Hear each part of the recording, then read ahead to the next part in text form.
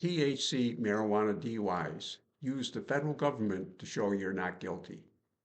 For THC marijuana DUIs, official government studies may be the best defense. I'm Gordon Thompson, DUI and criminal attorney for 46 years. In Arizona DUI jury trials, the state must prove beyond a reasonable doubt that the defendant was impaired. If there is reasonable doubt, then the defendant is not guilty.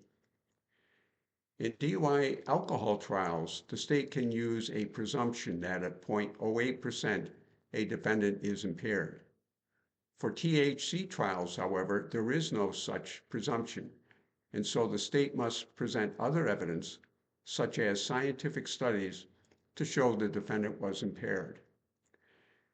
In THC jury trials, the state does this by having an expert testify about scientific studies regarding the signs of THC impairment.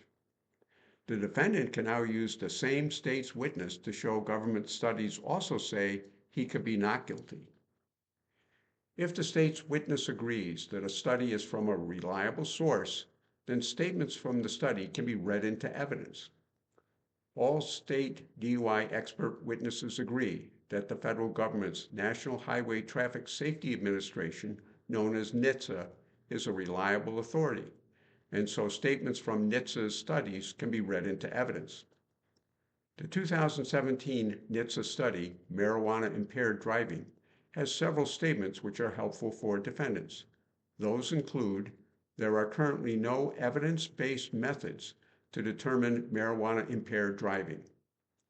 Statements like these help create reasonable doubt.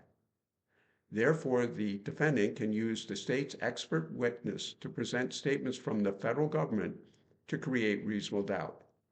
This sounds much better coming from the state's witness. Therefore, some of the best evidence to help DUI THC defendants may come from the federal government.